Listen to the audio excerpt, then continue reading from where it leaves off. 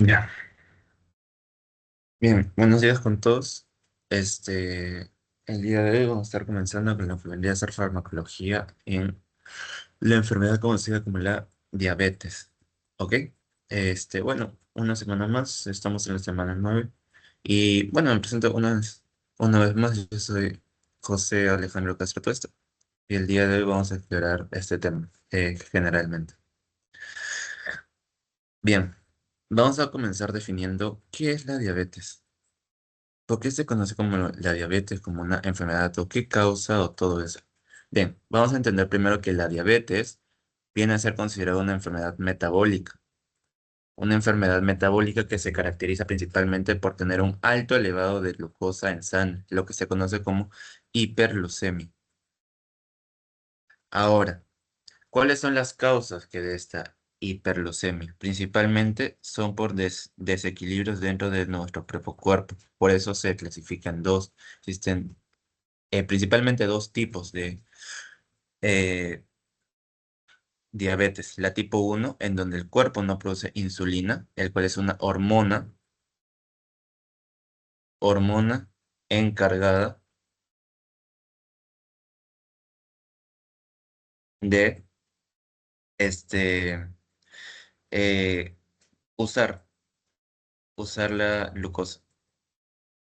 Si no tenemos insulina, no va a haber una correcta captación y no va a haber un correcto uso. Y tenemos la diabetes tipo 2, que de por sí el cuerpo no responde. ¿Ok? La más común es esta, es la tipo 2. Se encuentra en el 95% de los pacientes con esta enfermedad y el tipo uno más que todo se da en un 5%. Además, la tipo uno se da en jóvenes, ya que más que todo se da por un factor genético. El cuerpo mismo no va a producir insulina. ¿Ok? Y en la 2 el cuerpo sí produce la insulina, pero lo que hace es que no responde de la manera como debería responder ante esta misma. ¿Ok?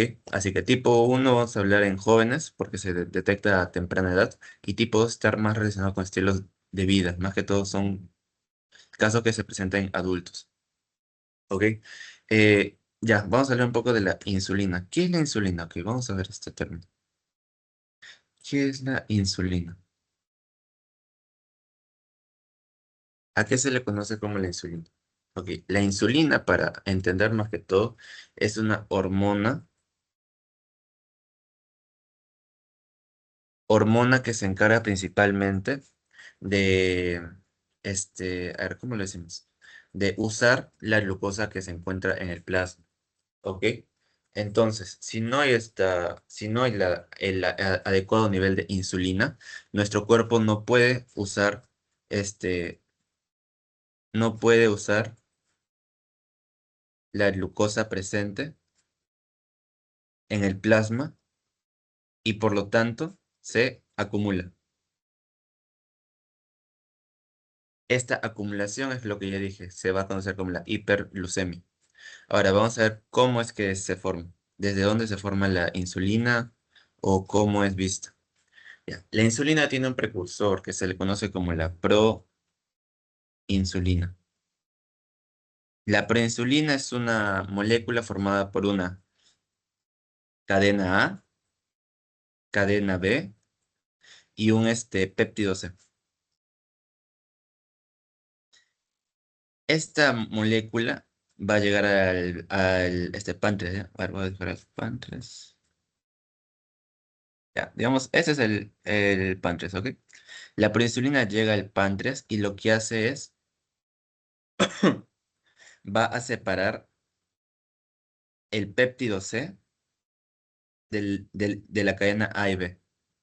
Y esto es lo que conocemos como la insulina activa. Y se desecha el péptido C. Entonces, José, el péptido C no importa. Eh, el péptido C nos sirve principalmente como un marcador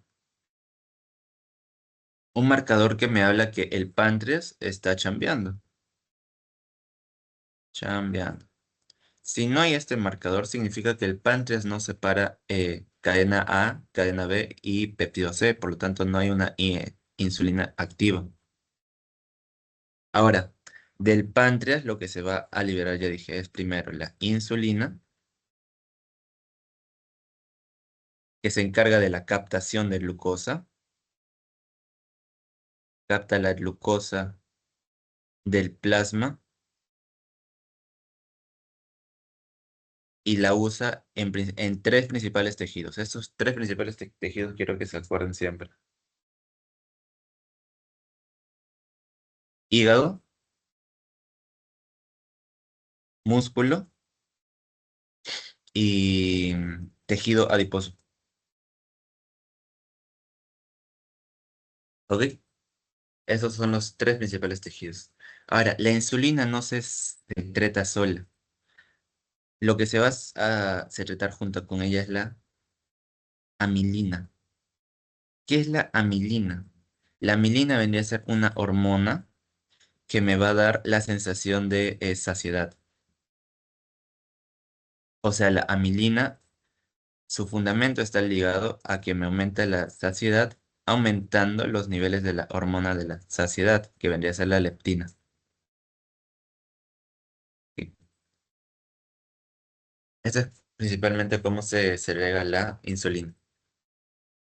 Ya dije, viene de una proinsulina, tiene una cadena B y un péptido C. El péptido C va, que va a ser como un marcador.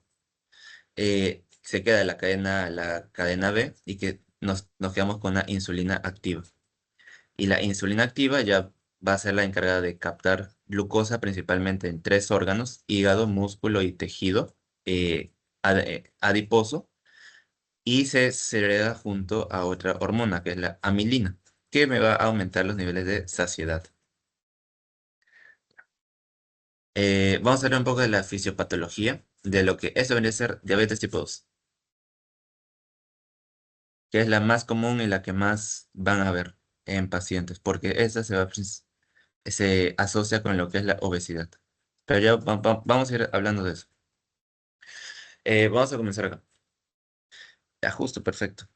Vamos a hablar del factor clave que va a desencadenar esta enfermedad, que vendría a ser la resistencia a la insulina. ¿Qué es la resistencia a la insulina? Es un término que refiere que eh, los órganos que normalmente debería llegar insulina de forma normal, este, van a tener como una tolerancia por esta misma, lo que va a hacer que tú necesites, digamos, en vez de 3 moléculas de insulina, tú necesites 6, 6 moléculas de insulina para que estos tres órganos funcionen de forma correcta. Ahora, la resistencia a la insulina tiene dos principales factores. Un factor genético que no se puede modificar, o sea, hay personas que ya nacen con resistencia a la insulina, que se le conoce como los pacientes que tienen predisposición a tener diabetes tipo 2 y la obesidad. José, ¿qué tiene que ver la obesidad con la resistencia? La obesidad se relaciona con dos factores: inflamación crónica y aumento de ácidos grasos. Estos dos factores juntos tienen la capacidad de dañar la vía de señalización de la insulina, ¿ok? Y es por eso que una constante inflamación de forma crónica y un aumento de ácidos grasos me va a conllevar a resistencia a la insulina. ¿Qué más podemos decir acá? Ya, la predisposición genética también puede tener un déficit en las secreciones de insulina. O sea, tú puedes tener una baja secreción de insulina. Ahora, la insulina a nivel hepático se encarga de dos cosas. A nivel hepático, la insulina se encarga de dos cosas: de la glucogenólisis y gluconeogénesis. Esa es una parte fisiológica que se encarga de aumentar los niveles de glucosa. Pero cuando tienes insulina, cuando hay una insulina activa, se cancela este proceso de generar glucosa. No tienes este aumento significativo. En este caso hablo de una disminución de la insulina. O sea, no hay esta insulina, uy, no hay esta insulina que bloquee esta producción excesiva. Por lo tanto, se va a seguir produciendo glucosa. Aumentan mis niveles de glucosa. Y me va a llevar a una hiperglucemia.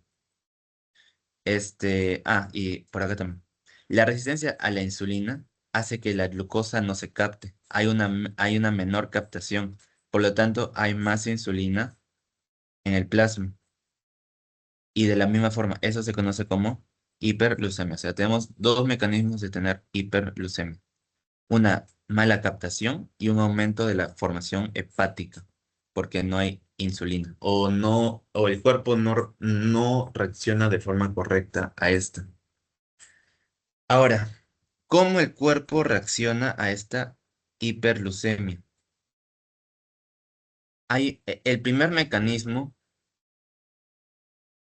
compensatorio, compensatorio del cuerpo es que el cuerpo va a tender a aumentar la formación de insulina. Aumenta la formación de insulina. ¿Ok?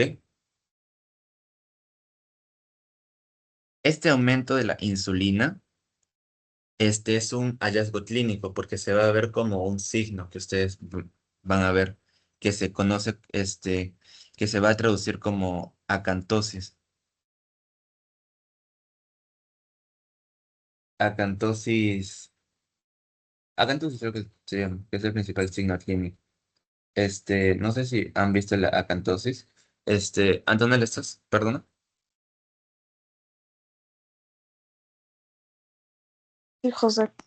¿Sabes qué es la acantosis? ¿O lo has escuchado en histología, creo? Yo lo escuché en histología, me parece. Sí, la cantosis vendría a ser un signo de la hiperinsulitemia, y si no me equivoco, es cuando ciertas partes, por ejemplo, el cuello o los nudillos e incluso los codos toman una coloración más oscura de lo normal. Perfecto, Antonella. Claro. Mira, para que tengas un ejemplo más claro, acá tengo. Mira, esta es la acantosis. En los pliegues, normalmente cuello, axila, pliegues, mayormente se va a formar como piel engrosada y piel negra, como se ve acá. Esta es la acantosis. Este es un signo clave de que el paciente tiene un aumento de la insulina. ¿Y por qué un aumento de la insulina? Porque es el mecanismo compensatorio que tiene el cuerpo ante la hiperglucemia. Ahora. Un alto nivel de insulina normalmente no se puede mantener por mucho tiempo. Por lo tanto, va a haber un punto en donde el cuerpo se canse y no va a poder seguir con este aumento. Entonces, va a haber una disminución de la insulina. En vez de, en vez de una flechita, voy a poner una nube. Va a haber una disminución de la segregación de insulina. Y esta no va a ser suficiente para compensar la hiperglucemia. Y por eso vamos a tener la enfermedad de diabetes tipo 2. Ahora, ¿cuál es la principal preocupación? O sea, ya, yo tengo la diabetes tipo 2 es aumento de glucosa en sangre. ¿Cuál es el principal problema con un aumento de glucosa en la sangre? La glucosa en la sangre se va a asociar a tres factores. Aumento de estrés oxidativo, aumento de inflamación y disminución de óxido nítrico. Estos tres factores, no sé si ustedes recuerdan, están muy ligados a lo que vendría a ser la daño, al daño en los vasos sanguíneos, traducido como aterosclerosis. Entonces, el daño a vasos sanguíneos crónicos por estos tres factores nos va a llevar a nuestras enfermedades ligadas a diabetes tipo 2, conocidas como, ya no tengo espacio. Enfermedades conocidas como enfermedades en los riñones, que se conoce como la nefropatía. En los ojos tenemos una retinopatía y tenemos propensión a tener daños cardíacos por estos tres factores, ¿ok? Todo por el aumento de la glucosa. Y esa es la fisiopatología misma de la diabetes tipo 2, que es la que más vas a encontrar principalmente. Ya, acá hay otra comparación. La tipo 1 directamente no hay una buena segregación de insulina.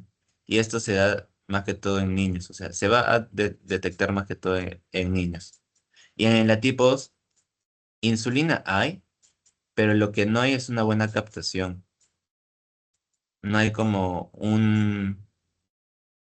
una buena aceptación de esto. Por lo tanto, el páncreas va a tender a aumentar insulina hasta que se canse, pues. Y ese aumento me va a dar la acantosis. Ya.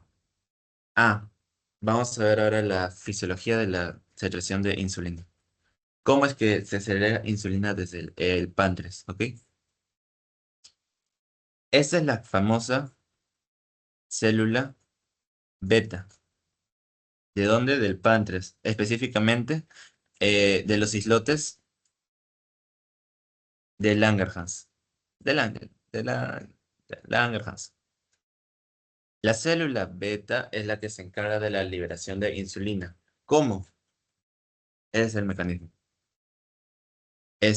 Lo que pasa dentro de la célula beta es que tiene un transportador de glucosa, conocido como el transportador este, tipo 2. Es el GLUT2. Es el transportador de glucosa. Entonces, la glucosa va a entrar en la célula beta. Una vez que la glucosa entra, se metaboliza a través del ciclo de Krebs. Ciclo de Krebs, ustedes saben de que va a aumentar mis niveles de ATP. Al aumentar los niveles de ATP, lo que se produce dentro de la célula es que se cierra canal de potasio. Entonces, el potasio ya no sale, se tiende a acumular. Potasio se acumula. Y como es un ion positivo, la célula va a entrar en una etapa de despolarización.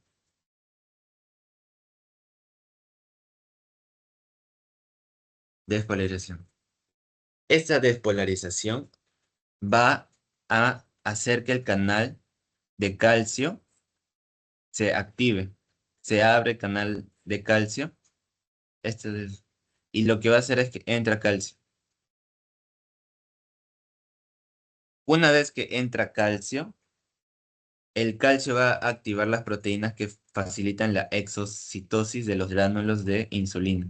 Y es por eso que una vez que entra el calcio, se une a estos y va a liberar la insulina. Y esta insulina es principalmente para disminuir los niveles de glucosa. Entonces, pregunta, espera, ¿en qué momento, Antonella, en qué momento se aumenta las secreciones de insulina? ¿En qué parte del día o cuándo es que hay más secreciones de insulina? Si yo te dije que la glucosa es necesaria para secretar insulina, ¿en qué momento del día tú tiendes a tener más glucosa? ¿Cuando te levantas, cuando te bañas, cuando corres, cuando comes? ¿En qué momento te ves? Me parece que sería iniciando el día en la mañana No, o bueno, podría ser en la noche después de los alimentos, tipo todo lo que hemos consumido durante el día. principalmente se da siempre después de las comidas, ¿ok? Una vez que tú comes, tus niveles de glucosa suben, porque los alimentos de por sí tienen glucosa y esta glucosa se absorbe.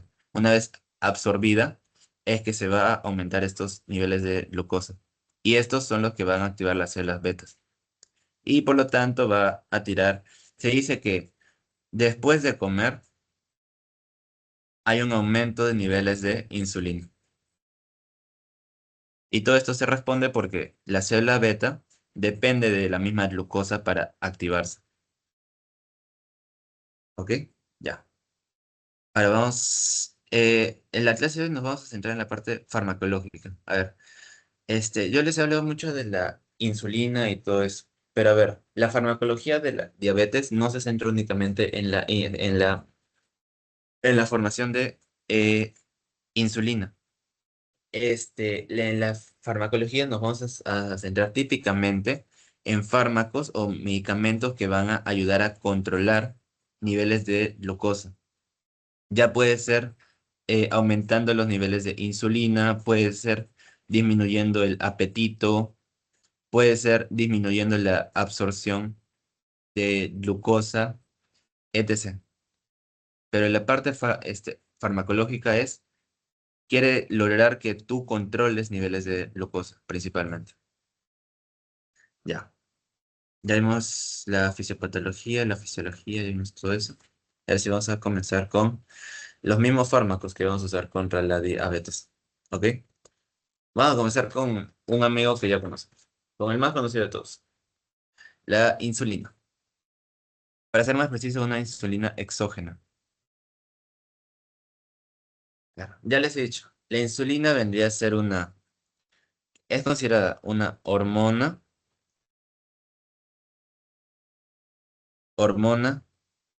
anabólica peptídica, ¿ok?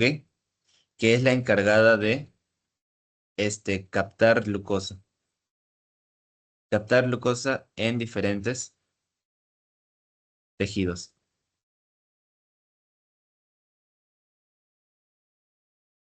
A ver, ahora vamos a ver cómo es que funciona la insulina, cómo es que llega a completar su mecanismo de acción principalmente.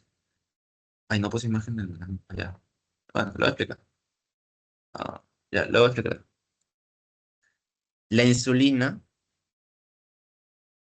es un agonista de un receptor enzimático. La insulina se va a ligar con un receptor que tiene tirosina quinasa. Este es conocido como un receptor enzimático. Receptor enzimático. ¿Por qué es un receptor enzimático? Porque va a estimular una cascada de enzimas dentro de la célula. Enzimas. ¿Ok? Una vez que la insulina se asocia con la tirosina quinasa, este receptor se autofosforila y me va a llevar a la activación de la enzima PI3K. ¿Qué hace PI3K? PI3K va, se autofosforila.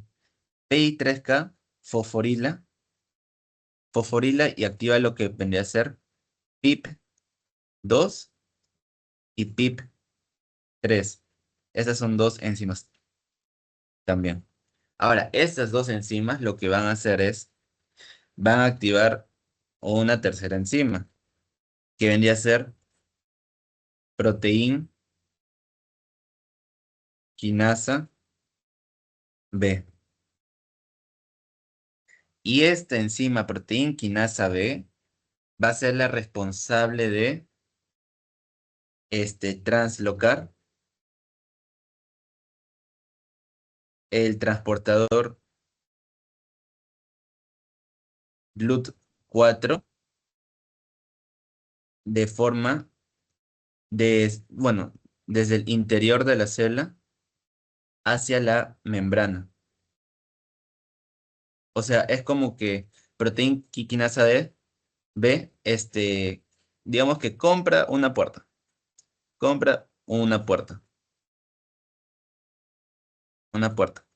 ¿ya? Y lo que va a hacer es colocar la puerta en la entrada, que principalmente se conoce como la membrana. Y una vez con la puerta, con el transportador Bluetooth, es el principal que se va a encargar de que deje pasar la insulina. ¿Ok? Este es el mecanismo de acción. Es un poco grande, sí, pero pucha, así es. Insulina se une con tirosina quinasa, se autofosforila, aumenta mis niveles de PI3K.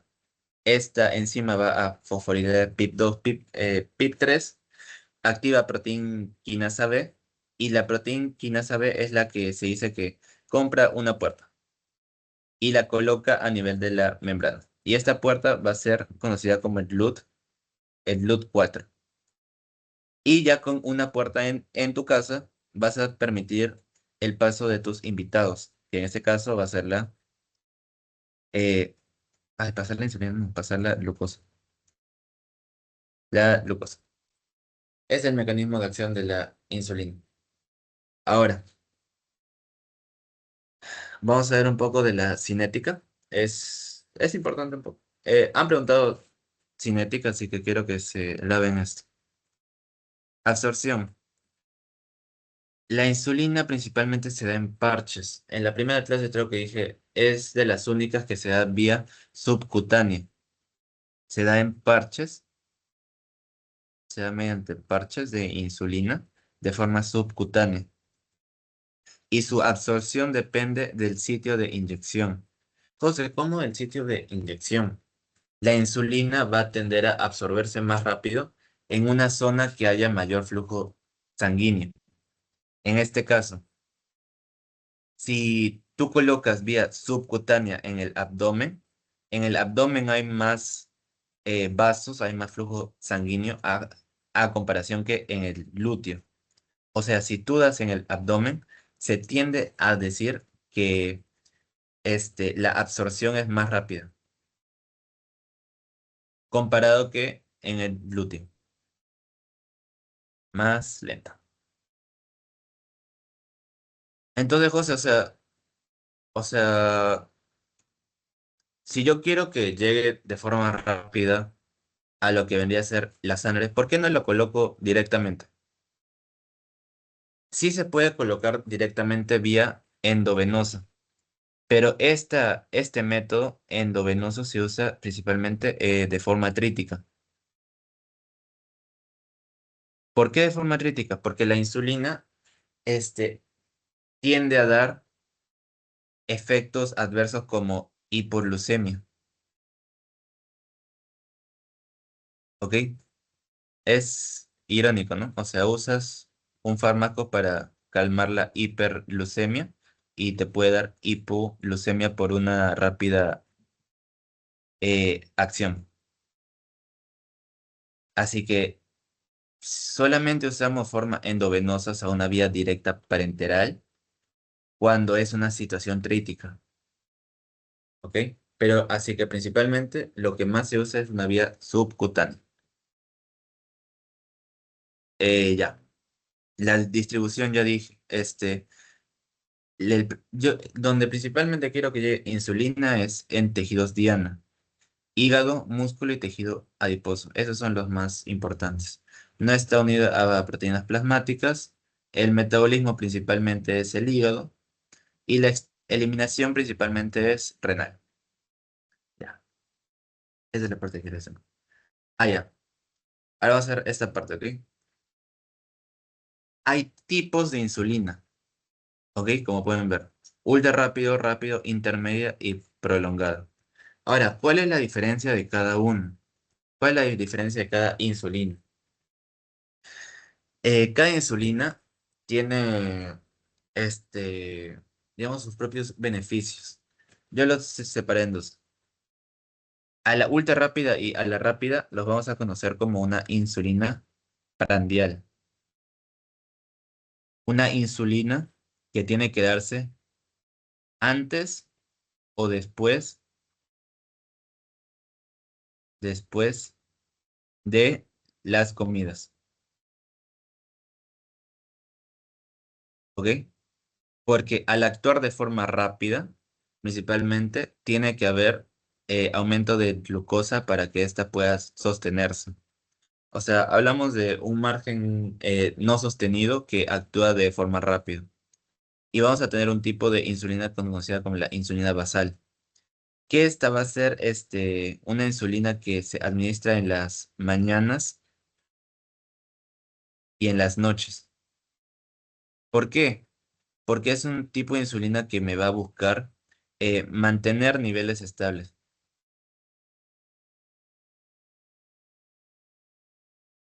durante todo el día. O sea, no únicamente en las comidas. Esta ya es durante todo el día. Durante el día. ¿Ok?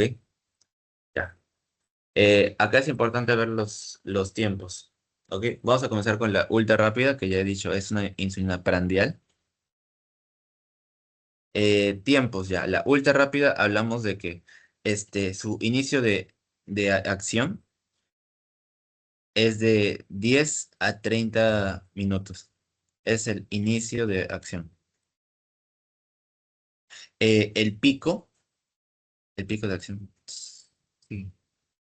El pico de acción va a ser de 1 a 2 horas.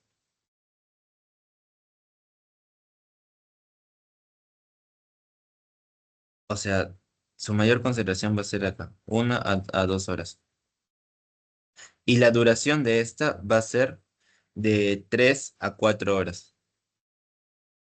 O sea, digamos que es una insulina que es la más rápida y se va, eh, como que dura poco, ¿ok?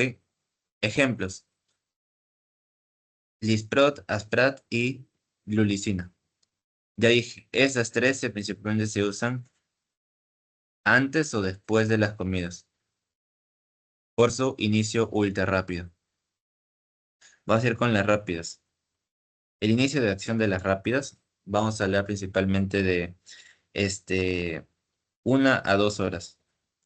Tiene un pico de acción de 2 a 4 horas y la duración del efecto, pico de acción, y la duración del efecto es de 5 hasta las 8 horas.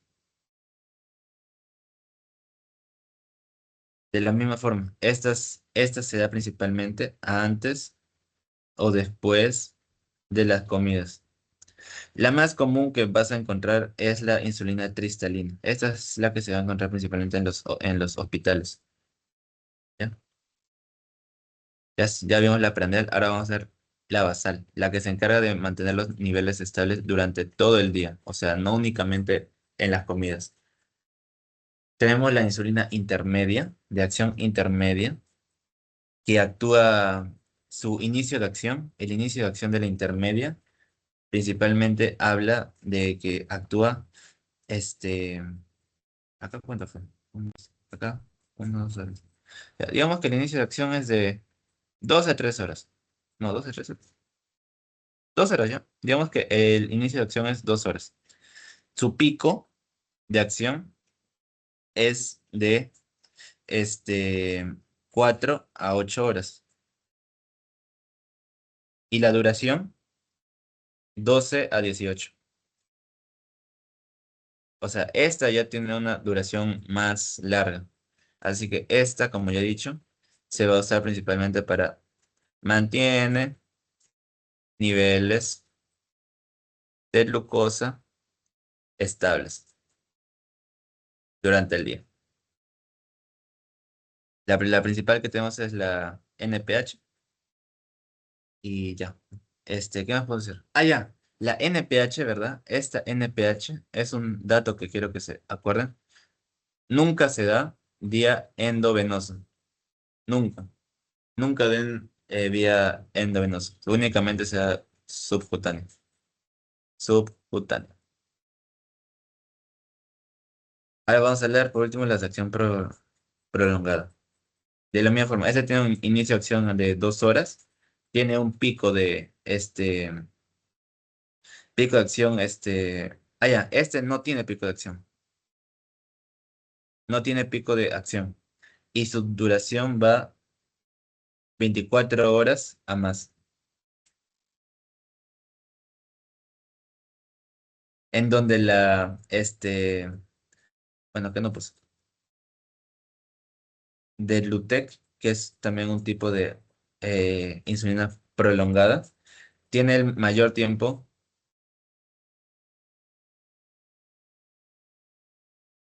de duración, que son las 72 horas aprox. ¿Sí? Así que quiero que entiendan más que todos los tiempos de cada una y cuándo se usa la prandial y la basal. Ya así para ir terminando con la insulina, vamos a hablar de combinaciones. Ah, las combinaciones son importantes. Combinaciones de la insulina, principalmente. Hay dos tipos de terapias que se usan con la insulina. Una terapia estándar y una terapia intensiva. Cuando hablamos de una terapia estándar, nos vamos a referir principalmente a una terapia ligada al uso de insulina basal.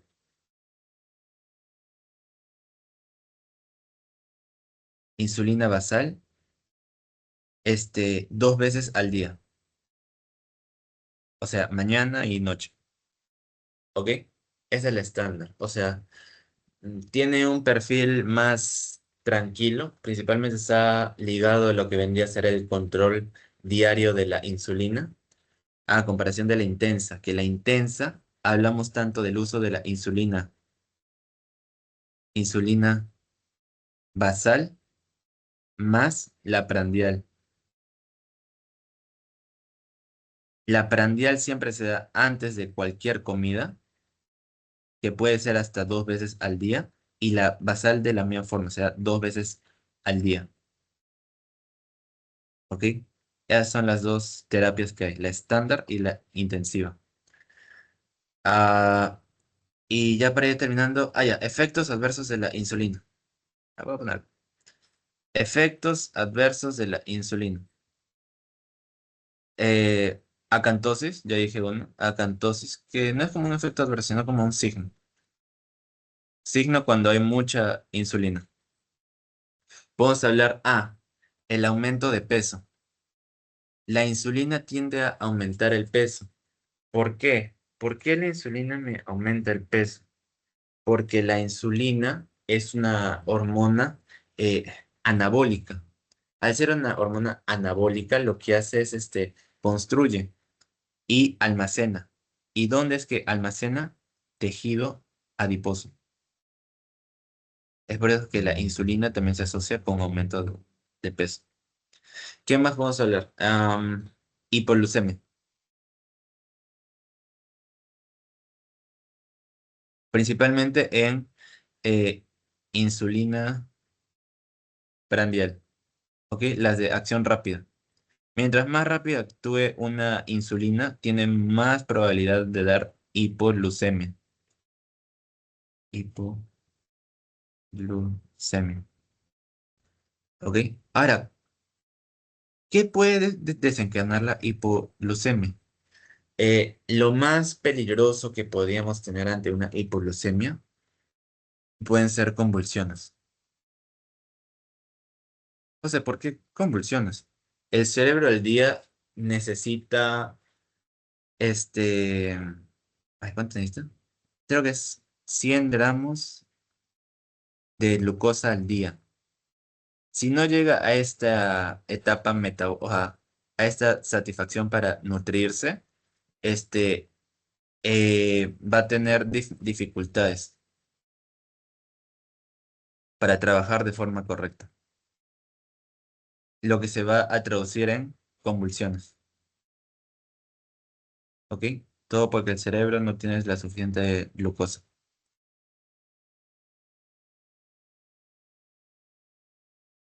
Así terminamos insulina.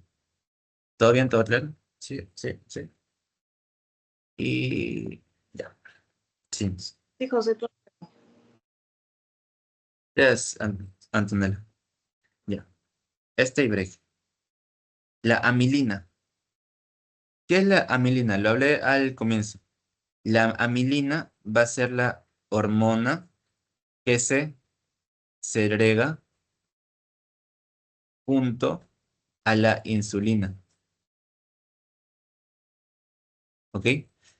Es una hormona la que me hace es, aumenta la liberación de, leptina.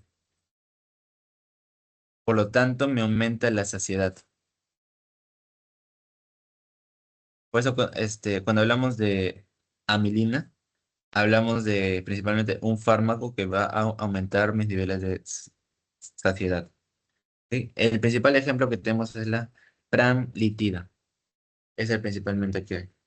Ahora, la amilina va a tener un mecanismo de acción. Uy,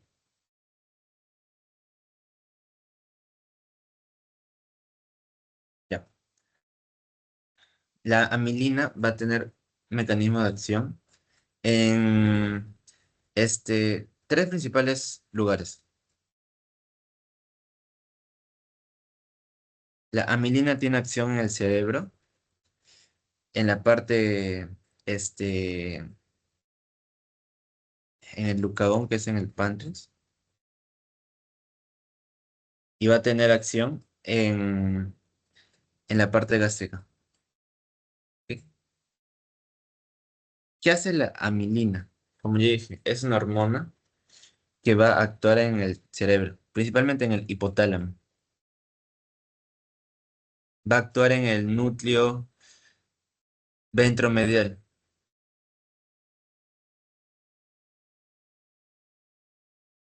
aumentando mis niveles de leptina, lo que me da este, un mayor tiempo de saciedad. O sea, vas a estar lleno por más tiempo. Bueno, o bueno, vas a sentir que no quieres comer por más tiempo. ¿Qué más se asocia? Amilina también se asocia con la parte gástrica. ¿Por qué? Porque disminuye la motilidad. O sea, tu estómago va a estar por más tiempo lleno. Y yo le dije, la sensación de llenura en el estómago es la que te hace no comer por la distensión del abdomen. No, distensión gástrica, perdón. La distensión gástrica. Por lo tanto, no vas a querer comer porque normalmente te sientes lleno. Y por último tenemos que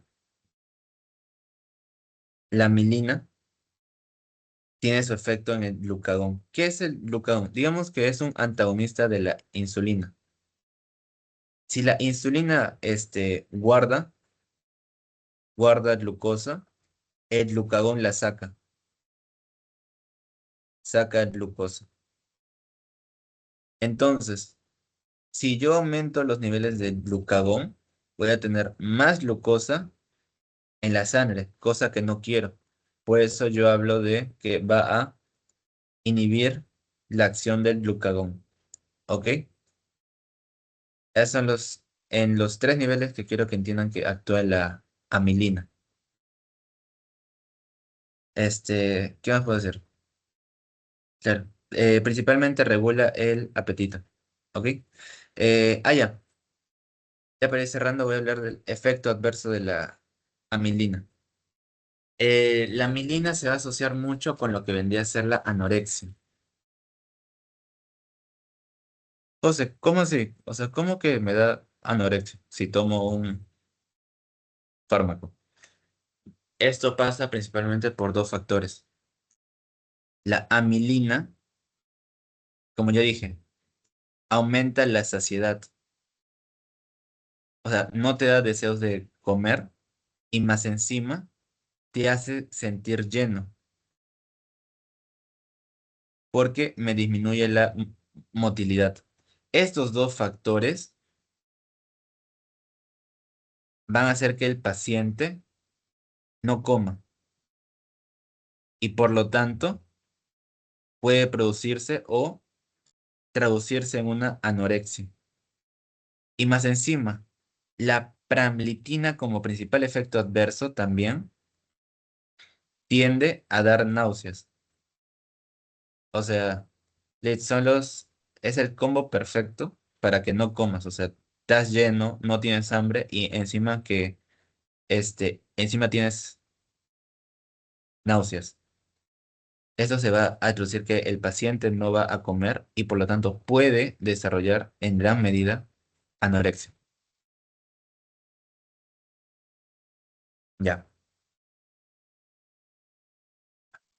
¿Dudas con la amilina o todo bien? Vamos a un break. Ya, Todo todo bien. bien. Seguimos 9:56. Ya. Para que la clase no se haga tan larga, tampoco. 9:56. Volvemos.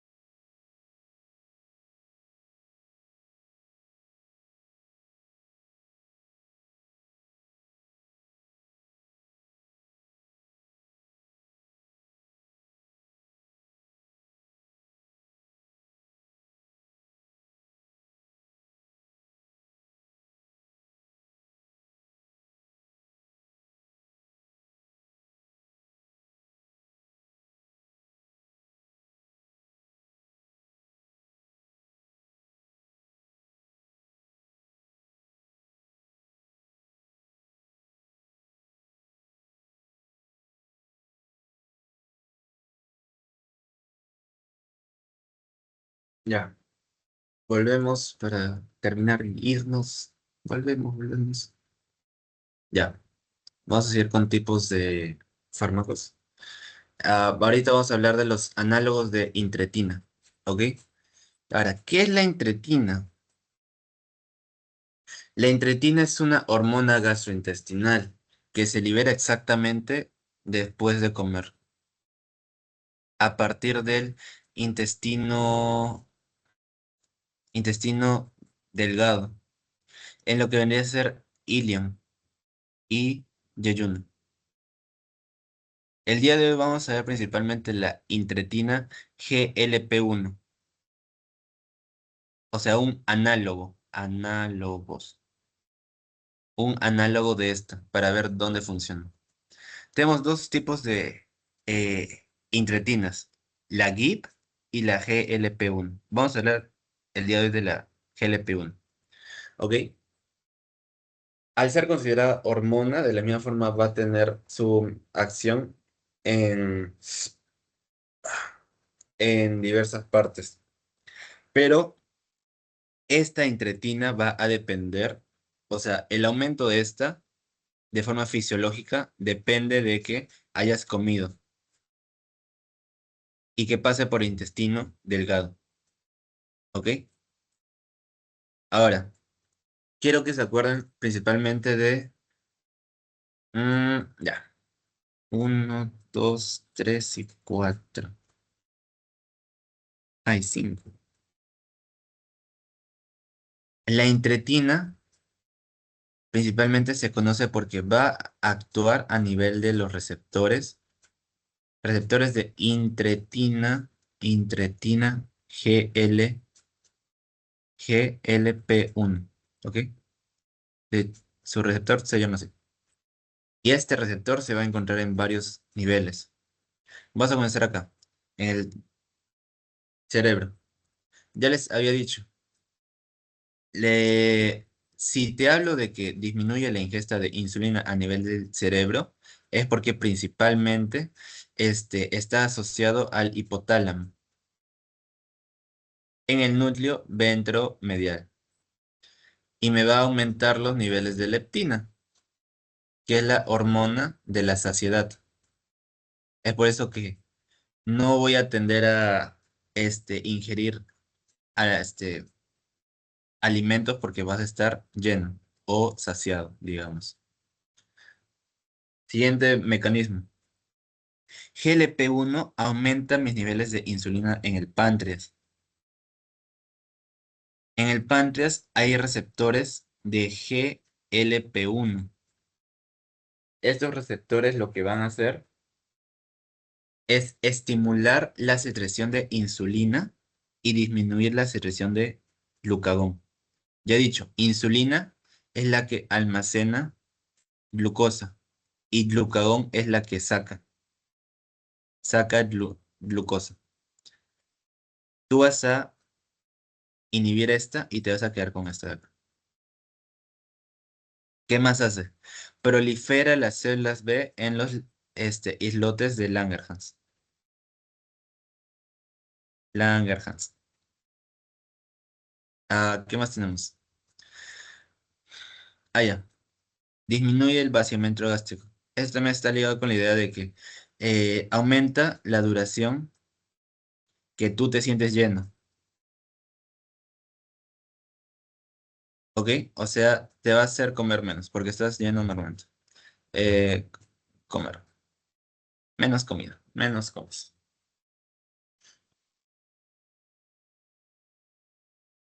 O sea, esta, a diferencia de la otra que vimos antes, del análogo de eh, eh, amilina, tiende a aumentar insulina y proliferar célula B. El resto tiene casi un mismo efecto.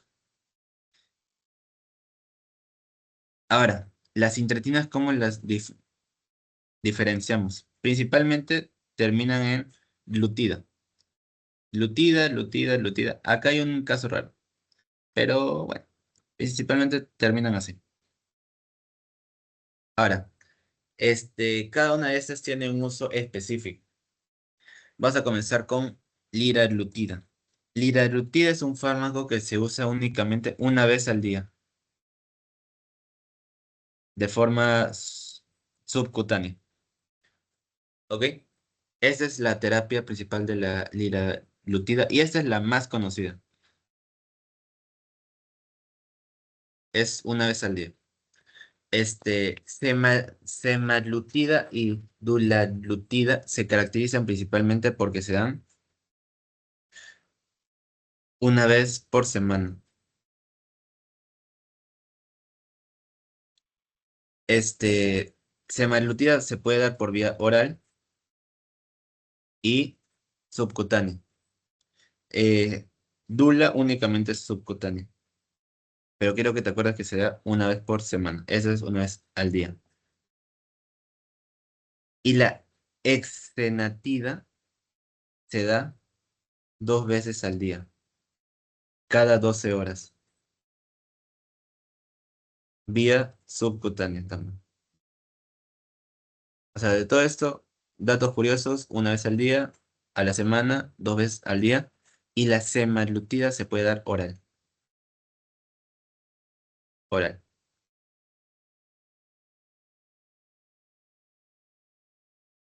¿Qué tenemos acá? Fármaco utilizado en tratamiento de diabetes, imita la acción de GLP-1, que ya hemos dicho dónde actúa GLP-1 en los receptores. No. Normalmente GLP-1 se aumenta o se produce en respuesta a los alimentos de forma fisiológica. Tiene un efecto cardioprotector.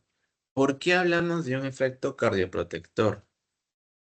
Las incretinas están relacionadas también con la disminución de citocinas inflamatorias. Ay, disminución de citocinas inflamatorias y con el aumento de producción de óxido nítrico. Estos dos factores son considerados como factores protectores cardíacos. ¿Por qué? Uno, dilata los vasos, el ON dilata los vasos y la disminución de citocinas inflamatorias vas a disminuir la formación de ateromas, porque el vaso no va a estar constantemente inflamado. Ahora, también las incretinas se asocian con una pancreatitis crónica. ¿Por qué nos da pancreatitis crónica? Principalmente porque al tú sobreestimular la proliferación de células B y al aumentar los niveles de insulina, normalmente tiendes una activación prolongada del páncreas,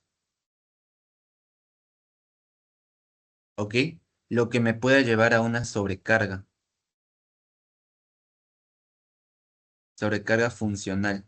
Y esta sobrecarga funcional se puede traducir en una pancreatitis.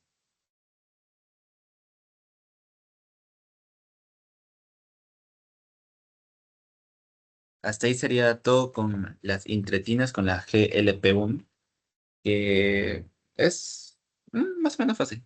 Incretinas es tranquilo. Seguimos. Este es bacán. Ya. Seguimos con los secretagogos. ¿Qué es un secretagogo?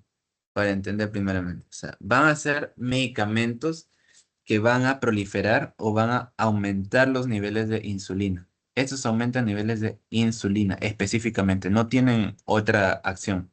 Únicamente aumentan la insulina. ¿Y cómo es que aumentan la insulina? Vamos a ver acá.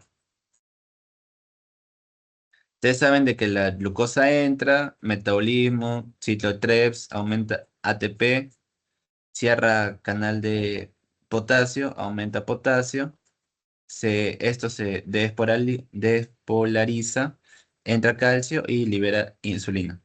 Lo que hacen los secretagogos es que se unen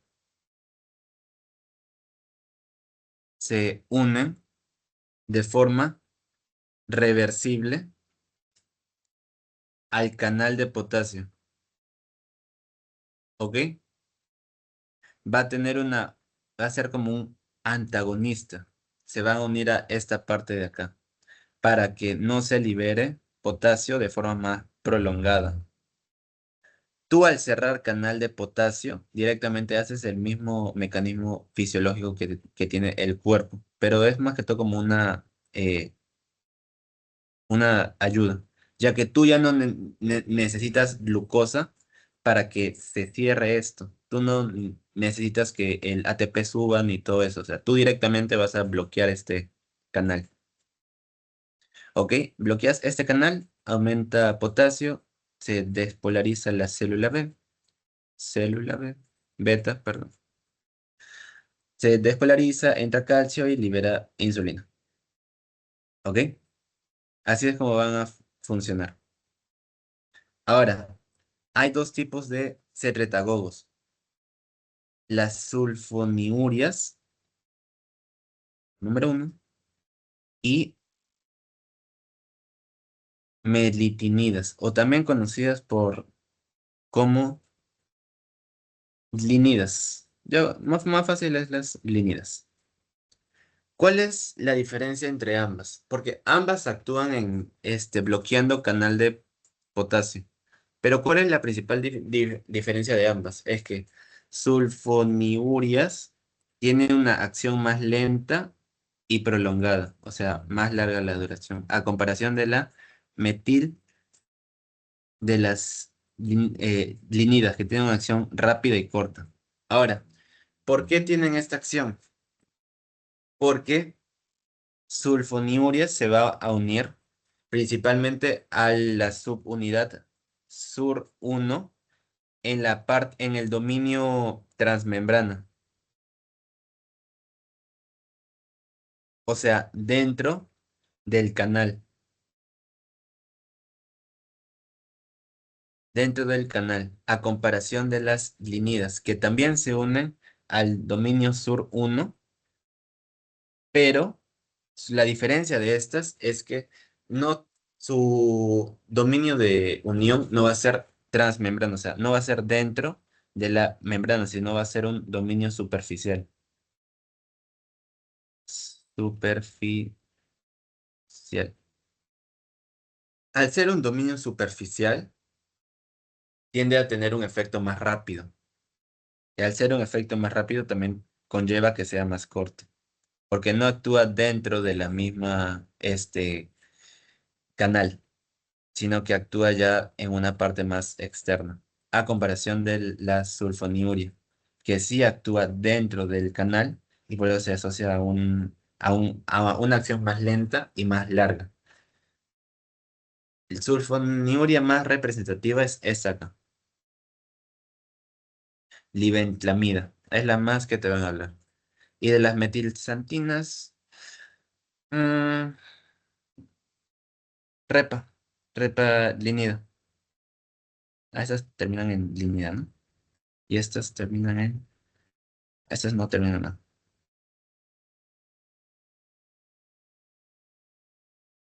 ¿Qué más me falta hablar acá? Ah, ah, ah, efectos adversos. Ahí, voy a poner efectos adversos. Pero vamos a poner acá ya. Efectos adversos del uso de secretagogos. Vamos a hablar de principalmente dos. Uno, no, tres. Como hablamos que su mecanismo principalmente habla de un aumento de la insulina, lo vamos a asociar a un aumento de peso, lo vamos a asociar a que nos puede dar hipoglucemia por la excesiva cantidad de insulina, y vamos a hablar de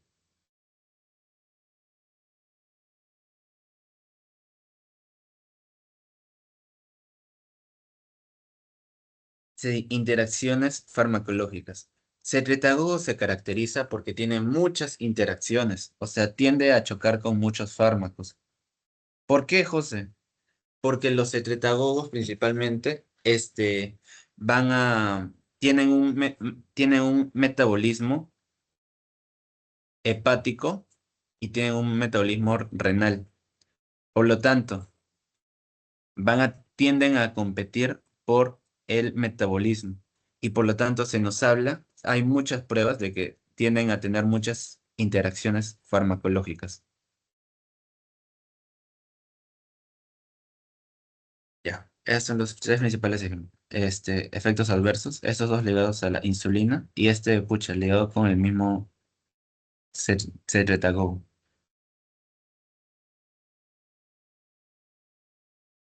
¿Seguimos?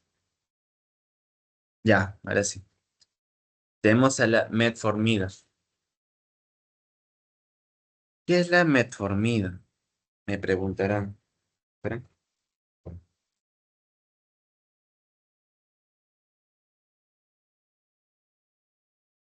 Ya. ¿Qué es la metformina? La metformina, ay, es un fármaco que va a sensibilizar a la insulina. O sea, José, no, o sea, aumenta eh, insulina, entonces, no, la metformina no aumenta los niveles de insulina. Lo que hace es sensibiliza la insulina en múltiples órganos. Ejemplo, la metformina tiene, iba a ser cuatro principales mecanismos de acción. Primero vamos a hablar de una reducción de la glucosa hepática ligada a que la metformina lo que va a hacer es que activa una vía enzimática conocida como un MAPK. Cuando ésta se activa, va a llevar a una menor formación de glucosa a nivel del hígado. Ese es nuestro primer mecanismo. ¿Sí? Al no tener la glucosa excesiva, vamos a disminuir los niveles de glucosa. ¿Qué más tenemos? Ay, perdón. Este, ¿Qué puedo hacer? Interacción. Ah, ya, acá. A nivel de el intestino, va a tener dos efectos. Primero, reduce la absorción de la glucosa a nivel gástrico. O sea, tú cuando comes tiendes a absorber glucosa, no. En esta parte ya no. ¿Por qué? La metformina se caracteriza porque va a, ¿cómo se llama? Modifica la flora intestinal. ¿Ok? Al modificar la flora intestinal, se va a ver afectada, va a haber una alteración de esta misma y van a comenzar a crecer bacterias, que principalmente son las AGCC, estas dos bacterias. Estas están ligadas con una alteración de la microbiota y por eso se asocia con que este, en- ya no es una situación normal dentro del intestino. Por lo tanto, al tener una situación alterna, anormal, eh, los transportadores, que en este caso son los LUT-T2, no se expresan como se deberían expresar. Y por lo tanto, esta mala expresión nos va a llevar a una baja absorción de la glucosa, que de por sí es bueno. ¿Ok? Es bueno que la glucosa no se absorba para un paciente diabético. ¿Qué más tenemos? Ya. A nivel del intestino también va a aumentar los niveles no, va a aumentar la actividad de las células tipo L. ¿Qué hacen las células tipo L? Ya les hablé antes. Las células tipo L lo que hacen, aumentan las intretinas. ¿Qué intretina me importa que aumente? GLP-1. ¿Ok? O sea, metformina lo que hace es baja la formación de glucosa, disminuye la absorción de glucosa, aumenta intretina GLP-1 y también nos va a hablar de que aumenta la captación de la... Acá. Ah, ya. Nos habla de un sensibilizador. ¿Por qué un sensibilizador? Ese es el cuarto mecanismo. Al activar este AMPK, lo que hace es que resulte en una mayor captación de la glucosa. O sea, la glucosa se tiende a captar de forma más rápida o mejor, digamos. Esta mejor captación se asocia principalmente porque me va a aumentar los niveles de GLUT4 en los tejidos. Tejidos. Al aumentar los niveles de GLUT4, aumentas la captación y esto se conoce como un sensibilizador, porque no aumenta insulina, o sea, directamente no. Lo que hace es aumentar los transportadores para que la captación sea mejor y haya una sensibilización a esta misma. Esos son los cuatro mecanismos de acción de la metformina. Ahora, dato curioso, la metformina se conoce como el primer fármaco utilizado contra la diabetes tipo 2. ¿Por qué es el primer fármaco usado? ¿O por qué es de los mejores usados? Porque este, no aumenta de forma directa la insulina, por lo tanto, no nos da, no nos sube de peso, no nos da hipoglucemia. ¿Qué también asociamos? Es barata, tiene un perfil de seguridad alto. ¿Y qué más podemos hacer? Creo que es allá. Y no depende de la acción de un solo órgano. O sea, como ya vieron, tiene cuatro mecanismos de acción. O sea, actúa a cuatro niveles distintos. Por lo tanto, no depende directamente del funcionamiento de un único órgano. Por eso se le va a conocer como el primer fármaco que usa en la diabetes tipo 2. ¿Qué vamos a hacer? Ya. Efectos adversos. No todo es bueno ya. Vamos a ver los efectos adversos. O sea, es de las mejores que hay y de las que más se usan, pero no siempre todo es color de rosas.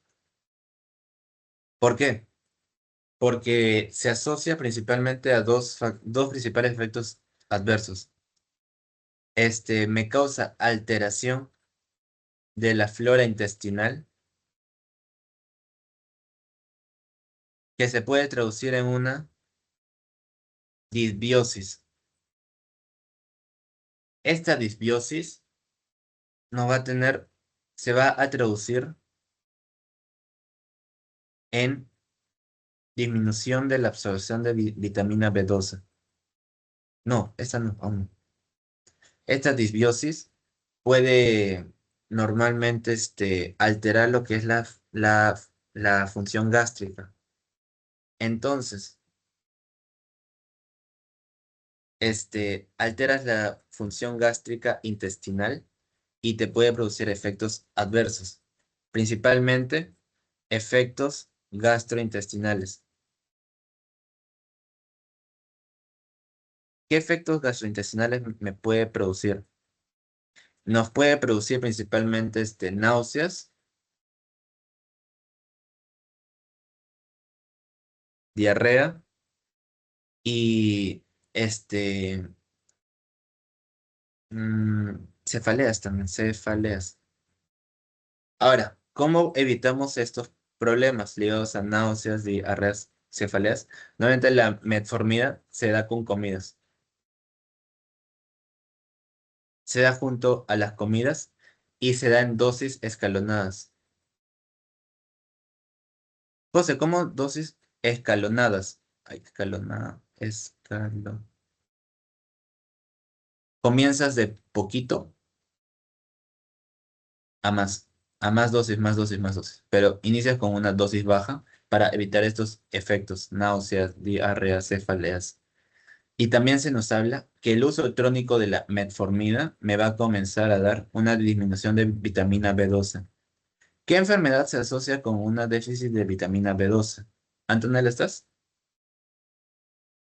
¿Estás? Sí, ¿Qué enfermedad se asocia con una disminución de la B12? era la anemia megaloblástica. Perfecto, gracias. Anemia megaloblástica. Pues eso. El uso crónico de la metformina se puede asociar a anemia también. Ahí estamos con la metformina. Seguimos. Ahora vamos a hablar de otro tipo de sensibilizador, conocido como las glitazonas. ¿Cuál es la diferencia de las glitazonas de la eh, metformina? Principalmente las glitazonas van a ser fármacos que van a actuar a nivel de un receptor nuclear. José, ¿cómo un receptor nuclear que está en el núcleo? Pues chistoso. Entonces, la glitazona lo que hace es, se une a un receptor nuclear y va a activar el núcleo, este, no sé cómo pronunciarlo, pero es como par, par gamma. Ok, digamos que es el par gamma. Este par gamma lo que hace es modifica genes. O sea, vamos a tener una expresión en los genes mismos. ¿Qué genes están relacionados con el aumento de glucosa en sangre de ISR1, el gen ISR1, el gen AKT, el gen PEP y el gen FAS? Esos son los 4 genes que quiero que te acuerdes siempre. ICR1 lo que hace es aumenta la señalización de la insulina. AKT lo que me hace es aumenta la respuesta, o sea, la sensibilidad. Sensibilidad. PEP disminuye la producción de glucosa. ¿En dónde? En el hígado. ¿Y FAS? ¿Qué hace FAS? FAS lo que hace es reduce la síntesis de ácidos grasos. O sea, las litazonas tienen 3 mecanismos de acción que directamente se va a unir. El mecanismo de acción se asocia a que principalmente va a actuar sobre un receptor nuclear. Por lo tanto, hablamos que las litazonas tienen que ser moléculas lipídicas. ¿Por qué lipídicas? Tienen que pasar la membrana celular. ¿Y quién pasa en la membrana celular? Únicamente moléculas lipídicas, porque la membrana está formada de fosfolípidos y es hidrofóbico. Entonces, únicamente los compuestos que están formados por lípidos van a atravesar esta y una vez dentro se van a asociar con el receptor nuclear que está acá y me va a dar alteración en estos genes. Dato curioso, cuando activamos un receptor nuclear, normalmente hablamos de un efecto no inmediato. Por eso, estas no se usan mucho porque tienen un efecto un inicio de acción en semanas, me parece. Semanas. No es tan rápido. No es tan rápido como quisieron, porque una vez que se modifican los genes, recién se hacen a partir de semanas de haber dado el fármaco. No es de forma rápida, como vimos otros fármacos. A ver, ¿qué más tenemos acá? Litazonas, también conocidas como tiazolidionas, mejoran sensibilidad de la insulina a través de la activación del receptor nuclear PAP1, lo que regula la expresión de múltiples genes. Ya ves, los genes FAS, PEP, ACAT, ya. Puede conocer. Ya. Estos son los efectos adversos. Ok. Efectos adversos de estos fármacos. Puede provocar un aumento de peso. ¿Por qué hablamos de un aumento de peso? Este, las litazonas se asocian mucho,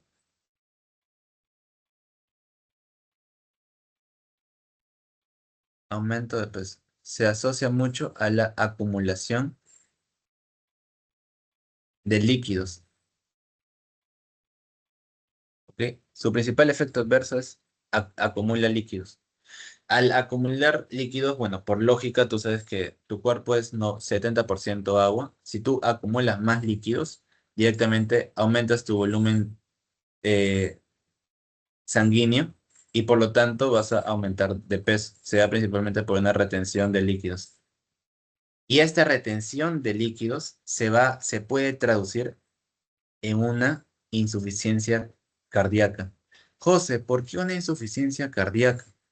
Cuando tú aumentas tu volumen sanguíneo, tiendes a aumentar el gasto cardíaco.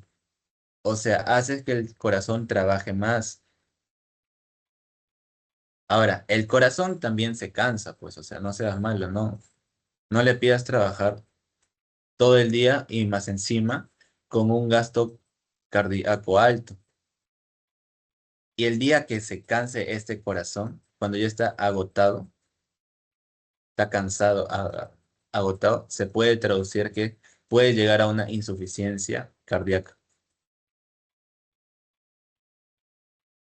Acá tenemos los dos principales fármacos de las glitazonas. Tenemos pio, la glitazona y rosiglitazona. Pio y rosi. Este, rosi se asocia principalmente con acumulación de líquidos, ¿ok? Y por lo tanto, se asocia con insuficiencia cardíaca. ¿Con qué se asocia entonces pioglitazona? Como ya dije, estos fármacos se encargan de modificar genes. Si tú modificas un gen mal, si hay una mala modificación que puede pasar, vas a tener una sobreexpresión o un sobrecrecimiento de algún tejido. Y yo cuando hablo de una sobreexpresión o un crecimiento desproporcional, ¿a qué enfermedad me estoy refiriendo? Antonella, ¿sabes? Disculpa, José. Cuando yo te hablo de un sobrecrecimiento anormal y una expresión de los genes, ¿a qué enfermedad estoy hablando? Cuando ¿Cáncer? tienes un perfecto cáncer, pues pioglitazona se asocia con la presencia de cáncer por un sobrecrecimiento anormal, ¿no? Anormal de células, porque el fármaco de por sí va a modificar los genes. Ya. Otro brixito. Volvemos 10:36. ¿Dudas, preguntas o todo bien? No sé. Ya queda poco ya. Qué bueno. Todo bien, José. Ya, brexito. Y nos quedan dos diapos. No, dos. Pero son diapos chiquitos. 10:36. Volvemos para terminar el 13. Pucha, antes de las 11. Prometo, jurado.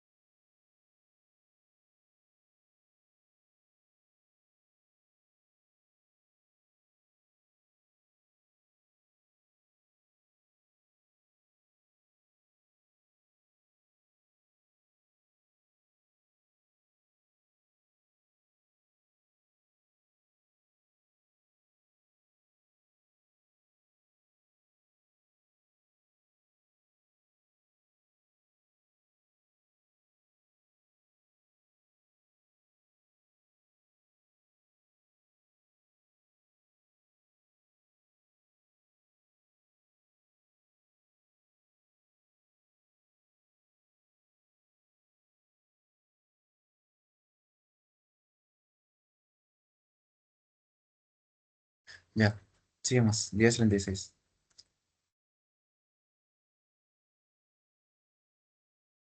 Ya. Vamos a hablar ahora de los inhibidores de DPP4. ¿Qué es el DPP4? A ver, que se preguntarán. ¿Qué es DPP4? Ay, eso. ¿Qué es DPP4? DPP4 es una enzima encargada de eh, metabo- metaboliza intretinas. Entonces, si tú inhibes, si tú inhibes al encargado de inhibir intretinas, tú lo que vas a tener es mayor cantidad de intretinas activas. ¿Ok? Miren, ese es el proceso. Tú comes tu comida, todo bien, llega a la parte gastrointestinal, principalmente en intestino delgado, en el yeyuno, ilion. Y lo que pasa es lo siguiente. Normalmente el DPP4 se encarga de inhibir estas intretinas. Intretinas que se van a secretar en el yeyuno y en el ilion. Tú vas a inactivar este DPP4. ¿Cómo? Con un fármaco que inactiva esta enzima. Por lo tanto, vas a tener una mayor cantidad de intretinas. Y ya les hablé. Cuando tú tienes una mayor cantidad de intretinas, los efectos que vas a tener eran 5 principales efectos que les había hablado, me parece. Habíamos hablado de principalmente aumenta la saciedad, aumenta la producción de insulina por receptor de intretina en el páncreas, disminuye el glucagón, aumenta la producción de células beta y disminuye la motilidad gástrica. O sea, este fármaco directamente actúa, o sea, no actúa de forma directa, sino que va a inhibir al metabolizador para que las intretinas sigan activas y estas tengan su efecto tanto en el páncreas, cerebro, estómago y bueno, así. Disminuye el glucagón, aumenta la capacidad de glucosa, GLP-1, ya. O sea, DPP4 principalmente lo que hace es aumenta intretinas. Lo que ya había explicado creo que al comienzo hablé de las intretinas. Tenemos 4 tipos de DPP4, ¿ok? Citaliptina, vildarliptina, saxaliptina y linaliptina. Esa es la más común que vas a encontrar junto con esto. Estos son los más comunes. Bueno, no hay mucho que decir de todo. A ver, ¿qué podemos hacer? Ah, ya. Sitagliptina tiene más selectividad y tiene más potencia. Inhibe hasta un 95% a comparación del resto, que solo inactiva el 70% y no son tan selectivas. O sea, son selectivas, pero no tanto como esto. ¿Qué más tenemos acá? Se metaboliza. No se metaboliza, se metaboliza, se metaboliza y se metaboliza. Esto, acuérdense bien. La única que no se metaboliza es citaliptina, ¿ok? Y una que se metaboliza y deja metabolitos activos es esta de acá, saxagliptina. Tiene que metabolizarse primero y deja los metabolitos activos. Y bueno, todos se eliminan vía renal, ¿ok? Los efectos adversos están ligados principalmente con el aumento de intretinas, que ya había hablado también antes. Principalmente lo asociamos con que disminuye citocinas inflamatorias, que puede ser bueno a nivel vascular, pero si tú disminuyes citocinas inflamatorias vas a perder este factor protector, porque recuerda que la inflamación es un factor fisiológico del cuerpo que nos ayuda para protegernos a nosotros mismos, porque va a reclutar lo que vendría a ser glóbulos blancos y va a dar lo que es dolor, que es el aumento de prostaglandina E2. Este es un factor protector. Si tú quitas este factor protector, tú normalmente lo asocias con un aumento de infecciones. ¿Ok? Un aumento de infecciones.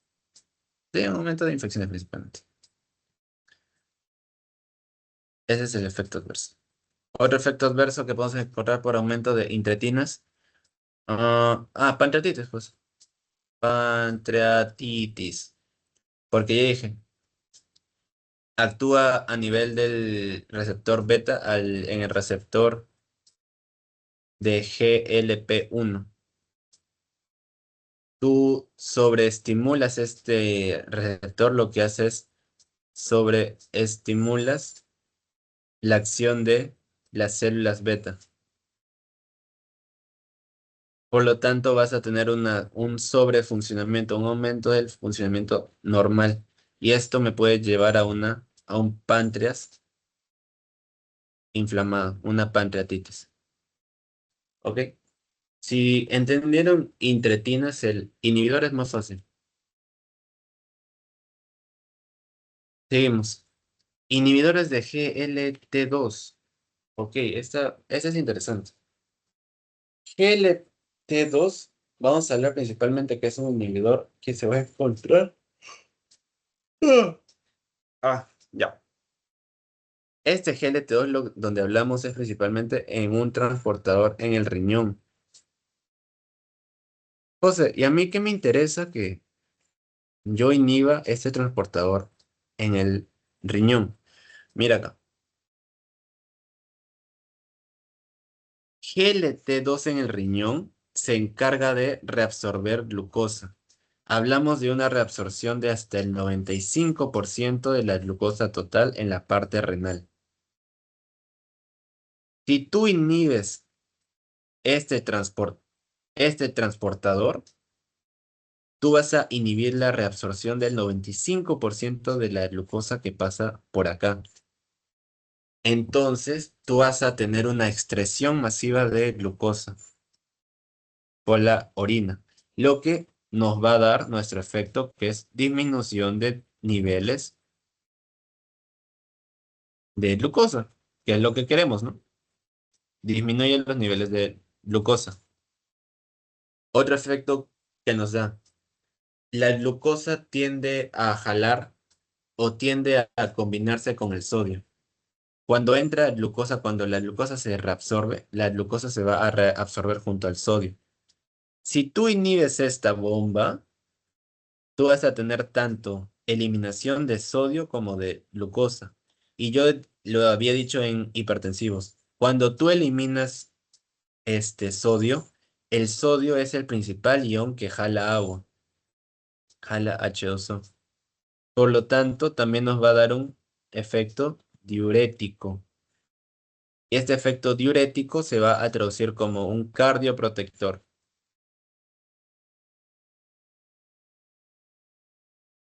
¿Ok? Porque ejerce diuresis, ¿dónde? En el túbulo proximal. Eso sí, acuérdense que actúa en el túbulo proximal de del mismo fármaco. ¿Cuándo normalmente damos este tipo de fármacos? Principalmente un paciente con nefropatía diabética. ¿Por qué? En nefropatía diabética lo que pasa es que tú aumentas la presión en los glomérulos. Para disminuir esta presión aumentada, lo que haces es disminuir niveles de glucosa, disminuyes la presión de estos mismos con una disminución de la inflamación y un efecto diurético. Eso se conoce como un efecto protector renal. Así que, en resumen, paciente que tenga nefropatía diabética, le vas a dar inhibidor de bomba CLGT2. ¿Ok? Ya, mecanismo de acción, reducción de la glucosa, pérdida de peso, ya, bueno. Pérdida de peso, ¿por qué? Porque bajas tus niveles de agua, pues también. Cuando bajas agua, bajas tu volumen sanguíneo, disminuyes peso. Disminuyes la hiperfiltración por la nefropatía diabética, nefropatía, y reduces el riesgo de insuficiencia cardíaca porque disminuyes el gasto cardíaco, porque disminuyes tu volumen sanguíneo por el efecto diurético.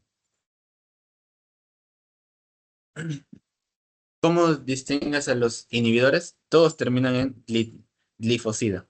Glifosida, glifosida, glifosida. Ahora, efecto adverso. El efecto adverso principalmente de este fármaco es infecciones genitales. Urinarias, infecciones urinarias. ¿Por qué? Normalmente lo que pasa es que cuando tú aumentas la glucosa en la orina, lo que tú haces es creas un ambiente favorable, creas un ambiente favorable para que las bacterias se alimenten de esta glucosa y crezcan. O sea, hay más cantidad de bacterias. Bacterias y hongos, ¿ok? O sea, pacientes que se les da un inhibidor de este transportador tienen que tener mucho cuidado con con el ambiente favorable para el aumento de bacterias y hongos, principalmente las infecciones.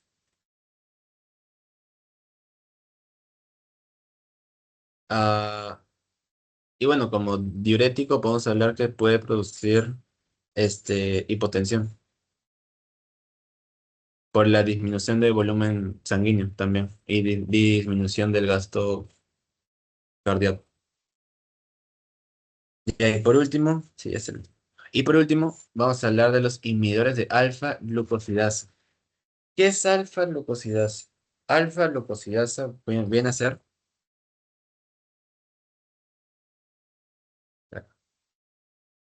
es una enzima,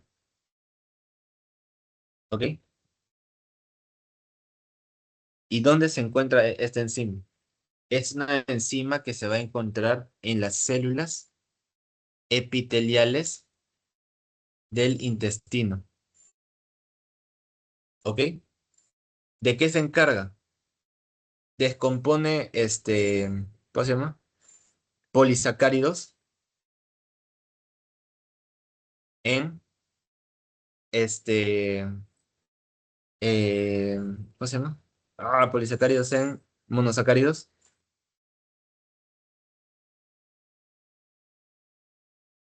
simples. Ejemplo, glucosa.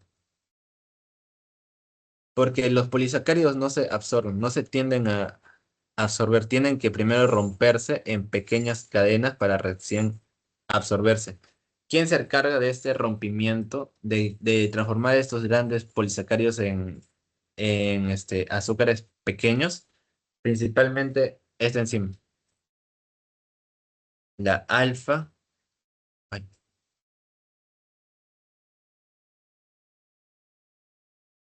alfa glucosidasa, encontrada en el borde de cepillo de las células epiteliales del intestino. ¿Ok? Acá está.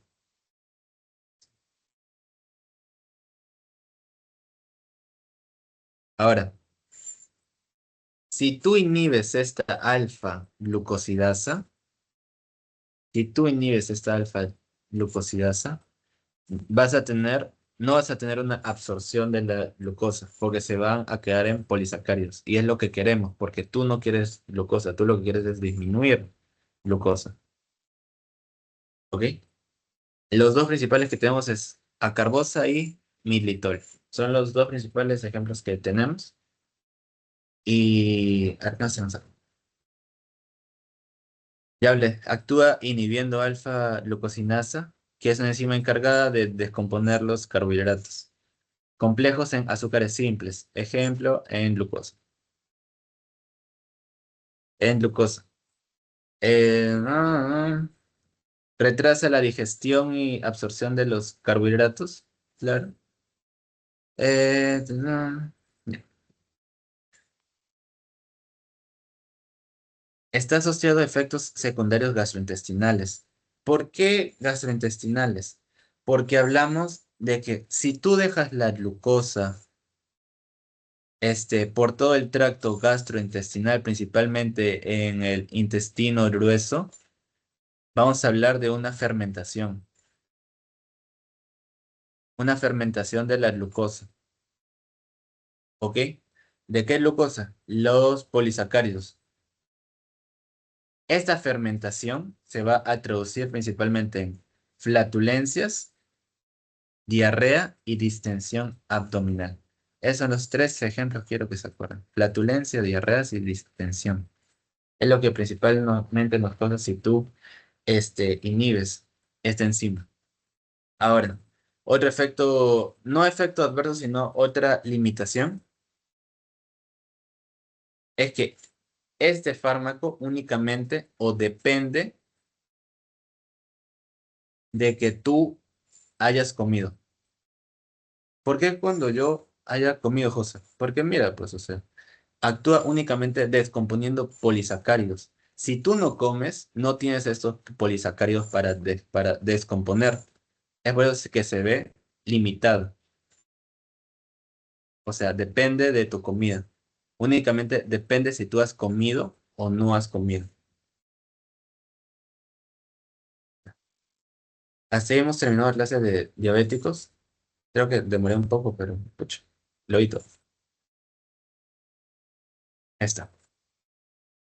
Nada, chicos. Gracias por estar acá una vez más. Gracias, Antonella. Y voy a cerrar la clase y les comparto el post. ¿Dudas tienes, Anto, de algo o todo bien?